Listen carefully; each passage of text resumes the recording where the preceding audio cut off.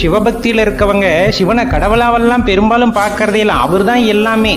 ஏன்னா நான் தானே அவரை நான் எப்படி பிரித்து பார்க்க முடியும்? அதனாலதான் என் தாயாக, தந்தையாக, நண்பனாக, காதலியாக, காதலராக, இது மாதிரி பல வடிவங்கள் அவருக்கு கொடுத்து வழிபடுகிறார்கள் சிவபெருமானை.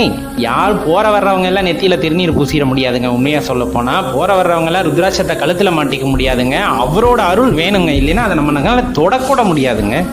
அதை மீறி அது என் நெத்திக்கும், அதை மீறி என் கழுத்துக்கும் அந்த கண்டிகை ஏறுது அப்படிங்கும் போது நான் எவ்வளோ புண்ணியம் பண்ணியிருக்கணும். அப்போதானே அது என் கழுத்தில் ஏறும், அப்போதானே என் நெத்தியில் விபூதி ஏறும். அப்படிப்பட்ட மகிமை பொருந்தியவர்கள் நாம் அப்படிங்கிறத இந்த நேரத்தில் தெரிஞ்சுக்கணும். அப்போ ஆற்றல் வாய்ந்தவர்கள் இந்த நேரத்தில் எல்லாருமே சொல்லும் போது யார் என்ன சொன்னா என்ன, எனக்கு எம்பெருமான் பெரியவர், அவரை விட யாரும் எனக்கு பெரியவராதுன்னு தெரியல, மற்றவங்களை யாரும் என்னால் கண்ணால் பார்க்க கூட முடியல அப்படிங்கிறத உண்மையான சிவபக்தி. அந்த இடத்துல அந்த குழந்தை மனசு, அதுதான் சிவபெருமான்.